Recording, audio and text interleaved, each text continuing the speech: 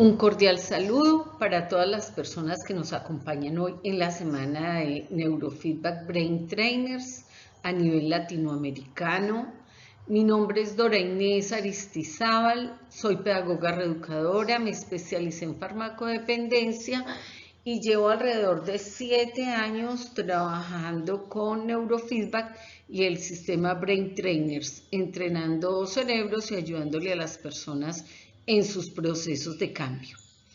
Hoy les traigo un tema que para mí resulta ser muy interesante, puesto que he tenido personas involucradas en esta situación y a las cuales he podido ayudar.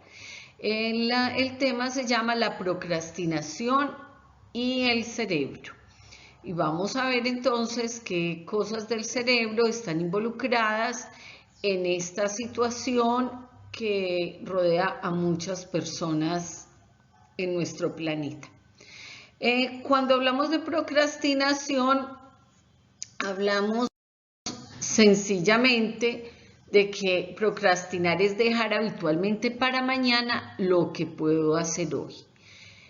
Las personas en general, todos digámoslo así, muy seguramente alguna vez en la vida hemos procrastinado, hemos aplazado, hemos postergado nuestras tareas, hemos dejado para mañana y llega mañana y tampoco lo hacemos porque volvemos a decir que mañana lo haremos.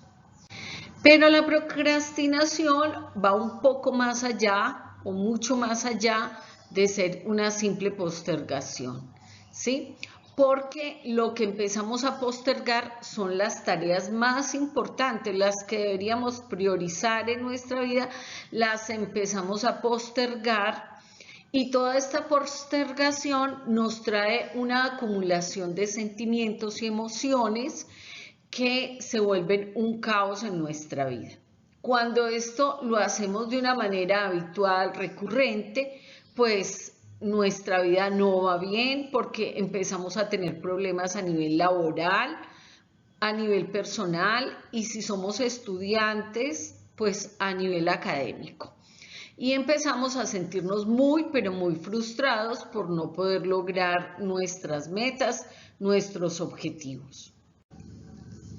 Se considera que la etapa de edad en la cual las personas procrastinan más es en la adolescencia. Realmente allí se dice que entre un 80 y 85% de los adolescentes procrastinan, ¿sí?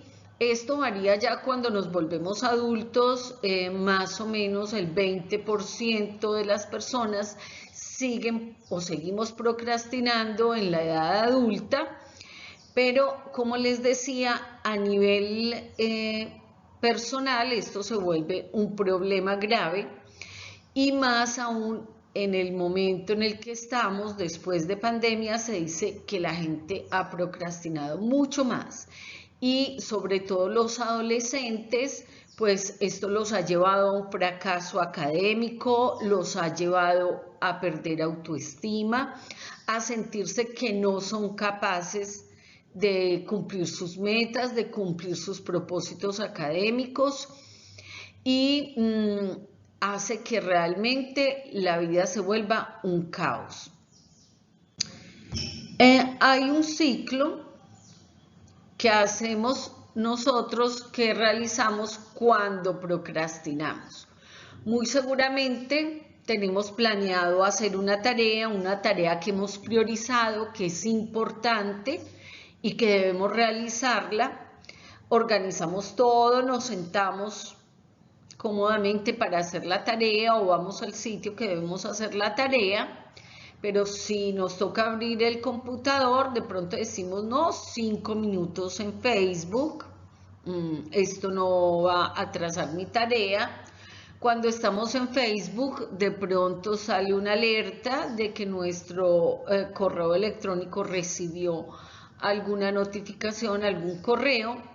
Entonces decidimos también y pensamos, priorizamos el correo, decimos de pronto hay que contestarlo urgente, nos vamos al correo y ya ha pasado un buen rato. En esas podemos recibir una llamada telefónica, contestamos la llamada, ya hemos pasado tiempo sentados, entonces decidimos que nos vamos a tomar un cafecito y que de pronto vamos a conversar con alguna persona que esté por allí cerca. Cuando miramos el reloj, pues el tiempo ha pasado, no hemos logrado iniciar, ni siquiera iniciar la tarea, y la vamos postergando, la vamos pasando para una hora más adelante o para la tarde o para el día de mañana.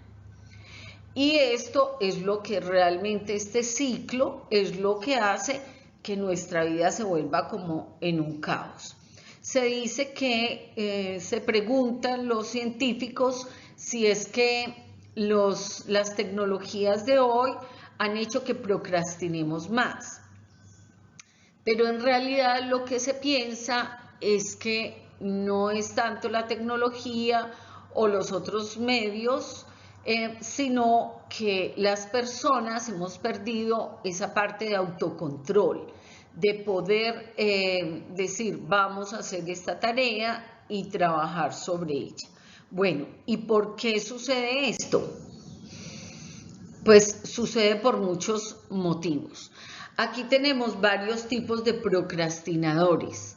Entre ellos tenemos uno que se llaman los generadores de crisis. Estos generadores de crisis piensan que trabajan mejor bajo presión. Entonces, todo lo dejan para última hora. Aquí vemos, por ejemplo, la figurita de la persona sentada sobre el reloj, ya trabajando contra reloj.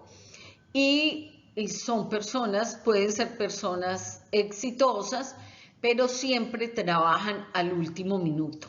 Dejan pasar el tiempo y hacen sus cosas ya cuando se van a cumplir los tiempos para las metas.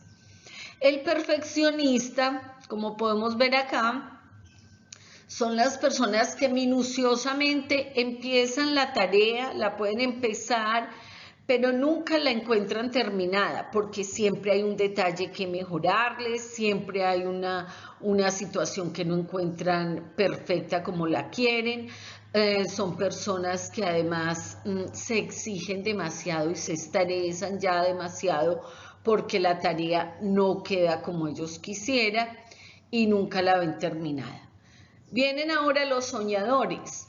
Estos soñadores son excelentes planificadores, excelentes creadores de nuevos proyectos en el papel, los hacen muy bien, pero como son soñadores, no logran poner y llevar a la práctica esos proyectos. O cuando los empiezan, siempre su mente sigue divagando, soñando en otras nuevas cosas, y llevar a la práctica, terminar su tarea es complejo. No estoy diciendo que ninguno de estos la termine, muy seguramente la termina, pero no la logra hacer con la calidad que debía porque no se tomó el tiempo necesario, porque dejó pasar el tiempo y fuera de eso se estresó demasiado. Vienen los preocupados. Estos preocupados piensan que no van a ser capaces, que no tienen las cualidades, que algo va a fallar, son personas más o menos pesimistas, puede que empiecen a trabajar, pero siempre están pensando, su autoestima está baja y siempre están pensando que no están haciendo lo mejor ni entregando lo mejor de ellos. Y vienen los sobrecargados. Estos sobrecargados reciben el trabajo, todo el trabajo que les envían lo reciben, ¿sí? Porque luego tienen una excelente justificación y es que como tienen tanto trabajo, se les hizo muy difícil terminar ciertas labores y van posponiendo las entregas de los trabajos. Hay una frase por ahí que dice: el miedo a hacer una tarea consume más tiempo y energía que la propia tarea. Entonces, ¿por qué procrastinamos? ¿Qué se dice del cerebro? Lo primero que se dice es que la procrastinación es un problema más de tipo emocional que de manejo del tiempo o que por pereza las personas, el procrastinador no es tanto que sea un perezoso, sino que su parte emocional lo limita, siente miedo, siente culpa cuando procrastina y se va llenando de estrés. ¿Y qué hace todo esto? Recargar su cerebro, y su cerebro no logra funcionar, no logra fluir como debería hacerlo. Vamos a ver, por ejemplo, dice que procrastinamos, o los procrastinadores, al hacerle imágenes, se nota que su amígdala es más grande que la de las personas que no procrastinan. La amígdala es una parte de nuestro cerebro límbico y la amígdala nos da la posibilidad de sentir las emociones, ¿sí? Y nos salva la vida, digámoslo así. Cuando tenemos miedo de alguna cosa, nuestra amígdala, ¿qué hace? Separarnos de esa cosa que nos está generando el miedo o esa posibilidad de morir o de que nos suceda un accidente. Eso está muy bien cuando el miedo viene de un perro que nos va a morder, pues nuestra amígdala, ¿qué hace? Advertirnos y hacer que corramos o que nos alejemos del perro. O si vamos rumbo a un precipicio, pues también la amígdala nos avisa y nos aleja de ahí.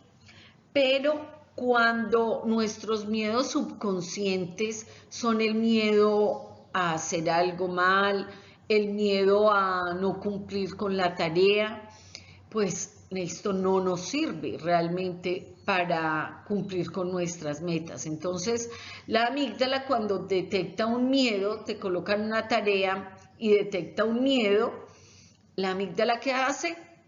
Separarte de eso que te causa miedo. Y lo que es peor, buscar cosas que te agraden más, que te causen más estímulo, que te generen más alegría. Entonces por eso te vas a ver el Facebook, te distraes con las llamadas celulares o te vas a conversar con alguien o a tomarte un café, porque son personas que generan un condicionamiento positivo y que tú pues generalmente las prefieres a tenerte que sentar a hacer la tarea. Pero digámoslo que esto todo es un problema a nivel subconsciente. No es que tú te estés diciendo, no, estoy muerta de miedo por la tarea. No, de una manera subconsciente, tu cerebro está detectando ese miedo. Y la amígdala te está alejando, está tomando el timón y te está alejando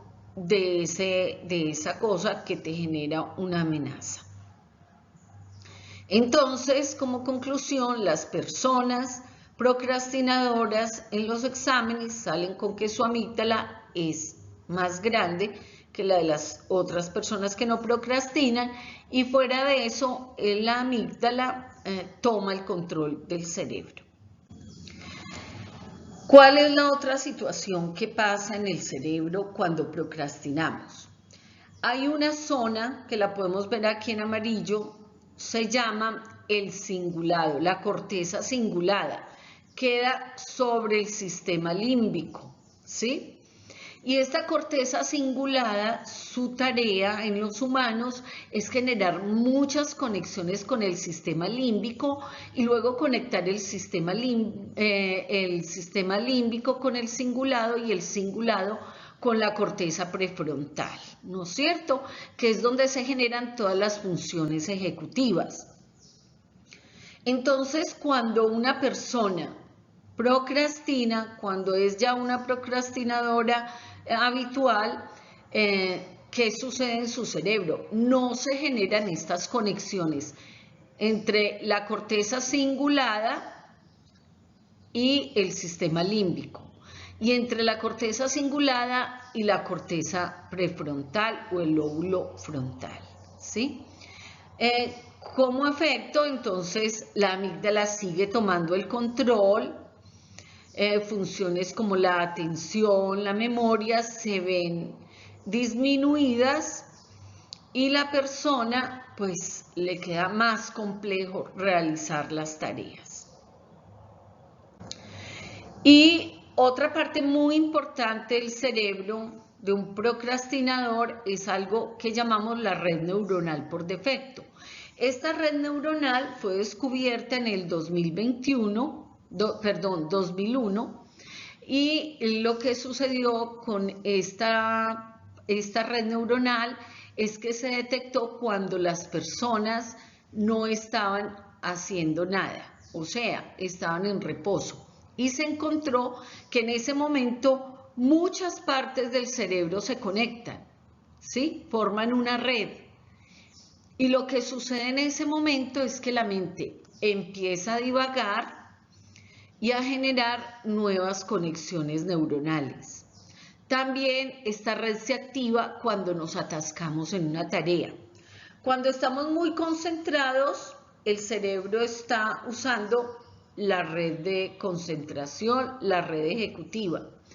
Cuando no está usando la red ejecutiva, está usando la red neuronal por defecto, o sea, la divagación. ¿Esto por qué es importante? Porque si esta red no se activa o se activa demasiado, pues si no se activa, la persona no va a poder descansar, su cerebro no va a poder descansar, ¿sí? Va a seguir concentrado y no va a lograr encontrar los caminos necesarios para solucionar sus tareas.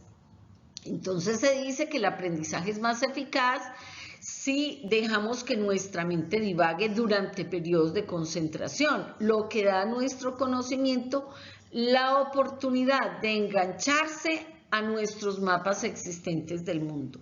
Cuando divagamos en la medida justa, pues somos más creativos, encontramos nuevas respuestas y nuestro cerebro logra hacer esos pequeños descansos que requiere para cargarse de nuevo de energía.